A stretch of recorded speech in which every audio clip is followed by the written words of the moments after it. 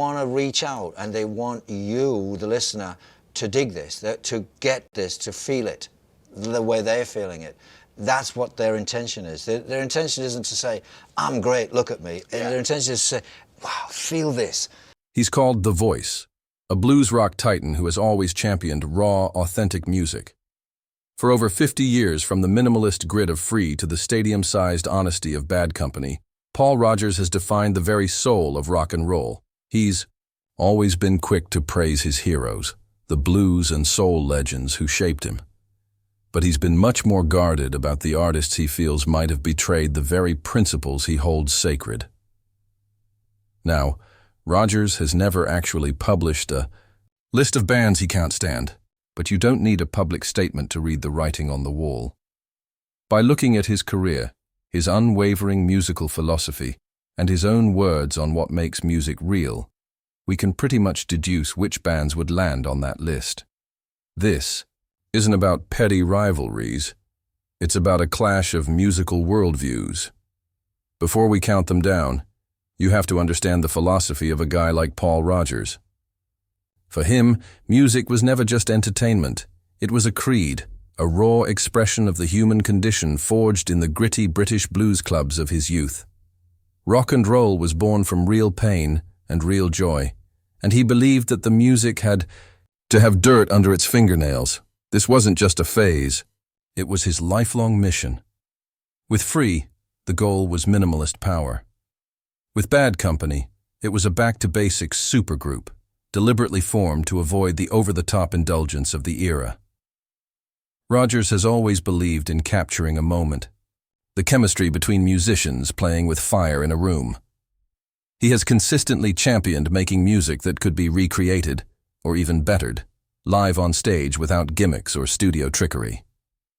He has talked about his love for the warmth of analog recording and the spirit of real soul music his entire career. This purist's code is the key to understanding why a certain wave of bands that blew up in the 70s and 80s would have been such a profound disappointment to him. While he was upholding the traditions of blues-based rock, he watched as other artists chased radio-friendly hooks, embraced slick, corporate production, and from his perspective, diluted the very essence of what made rock a powerful art form. So, let's be clear, this isn't a list he wrote. This is a list written by his own philosophy. Each band represents a different kind of artistic choice that stands in stark opposition to everything Paul Rodgers stands for. At number 6, we have a band that for a purist like Rodgers would likely represent the softening of American rock. REO Speedwagon. The conflict here wouldn't be personal, it would be philosophical. In their early days, REO Speedwagon was a hard-working Midwestern rock band with a respectable bar band energy. They had some grit, even if it wasn't the British blues tradition Rodgers revered. But then came the 80s, and with it, the album High Infidelity. The album was a commercial monster, selling over 10 million copies and dominating the charts. Its success was fueled by a string of singles, especially the massive power ballad, Keep On Loving You, a song that came to define both the band and the era. To the world, this was the pinnacle of success. To a purist like Paul Rodgers, it must have looked like a sign of the apocalypse. The core of the issue wouldn't be their popularity, but their perceived artistic timidity. They had sanded down all their rough edges, trading electric energy for a gentle, inoffensive pleasantness. Rodgers built his career on music that was emotionally raw and demanded your attention. REO Speedwagon, on the other hand, was now achieving global stardom with a sound so safe and polished it could be played anywhere without offending anyone. It was the kind of sound that would have been the polar opposite of Rodgers' own belief, that rock should grab you by the throat, not pat you on the head. For a man whose music was defined by swagger, soul, and risk, REO Speedwagon represented rock music becoming safe, predictable, and, in the eyes of a purist, artistically neutered. Number 5 brings us to a band that took theatricality to a level that a blues rock fundamentalist like Rodgers would almost certainly find offensive. Styx. The issue with Styx would never have been about their musicianship. The guys could play. The problem was the direction. This was a clear-cut case of substance versus spectacle, and from a purist's point of view, Styx made a deal to trade rock's raw soul for the glitz of Broadway. Styx started with a respectable prog rock sound, full of complex arrangements and hard rock muscle. But as the 70s wore on, spearheaded by Dennis DeYoung, the band's sound became more polished, more melodic, and way more theatrical. The turning point was 1977's The Grand Illusion. It was a smash, but to a musician steeped in the grime of the blues, this was likely a perversion. It was rock music drained of its grit and replaced with a high-gloss, almost campy, veneer. In the world of Paul Rodgers, this would be seen as a band that mistook pretension for art. Their 1981 album, Paradise Theater, a concept album about a fictional Chicago theater, would have just been the final nail in the coffin.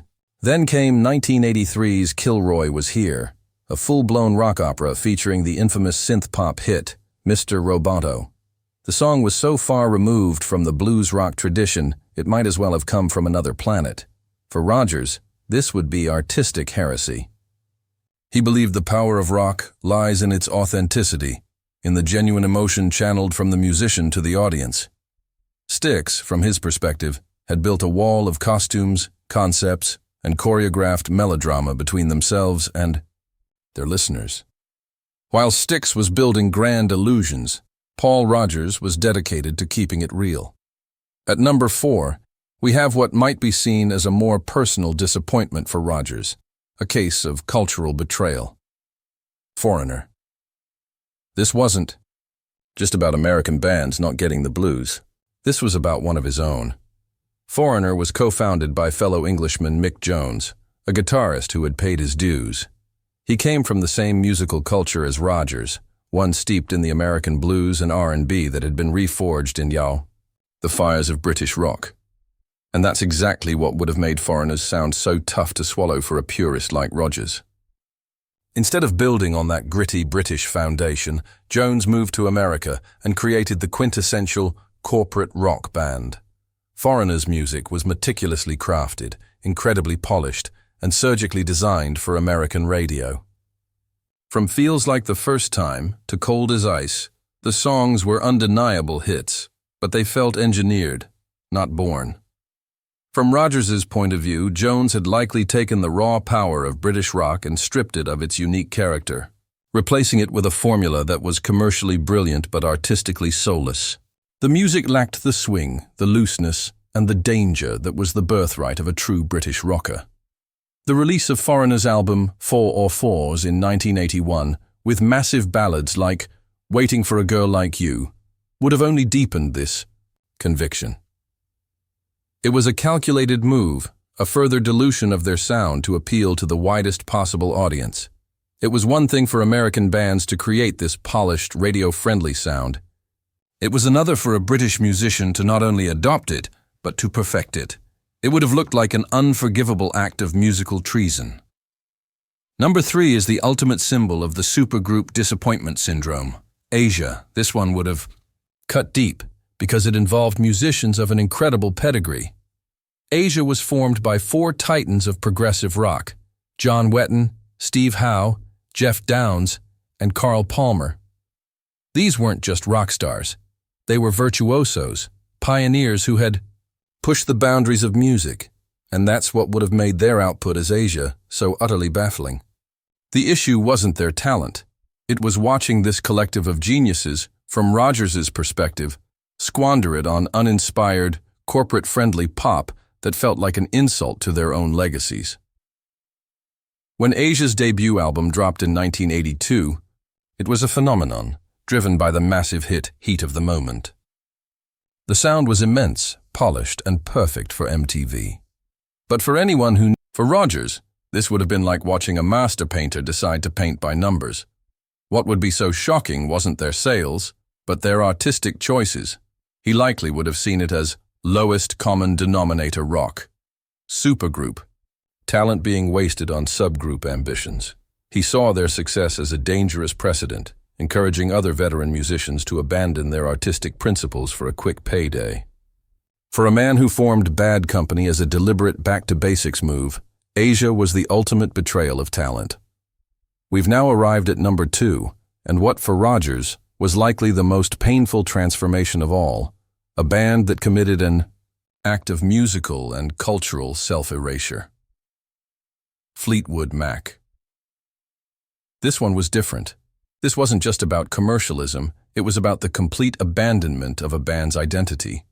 Paul Rodgers has always been open about his profound admiration for the original Fleetwood Mac.